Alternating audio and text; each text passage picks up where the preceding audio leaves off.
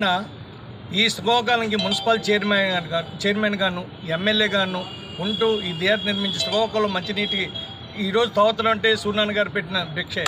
అలా నేను పసగాడు రామకృష్ణ గారు వెళ్ళాం, ఇలా ఉంది, ఇలా సూర్యనారాయణ గారు ఎందో ఈరోజు పిఎస్ఎంఎస్ 3 ఎకరాల స్థలం ఆ రోజులో ఫ్రీగా ఇచ్చారు.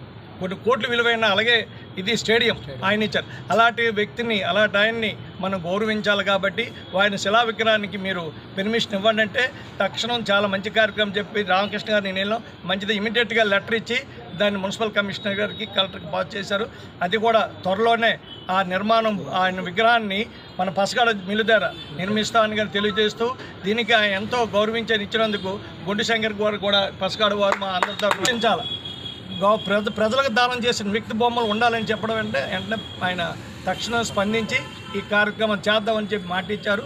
అది కూడా త్వరలో ఆ పసగాడ జంక్షన్లో ఆయన శిలా విగ్రహాన్ని చేసి మిమ్మల్ని అందరినీ పిలుస్తాను తెలియజేస్తూ ఈ అవకాశం ఇచ్చిన వీళ్ళ పసగాడ కుటుంబాలందరికీ ధన్యవాదాలు తెలియజేస్తాను. అలాగే ఉద్దేశించి ఈ యువనేత, ఈ థియేటర్ అధినేత ప్లస్ మున్సిపల్ మాజీ కౌన్సిలర్ పసగాడ రామకృష్ణ గారు కూడా ప్రసంగించమని కోరుతున్నాను.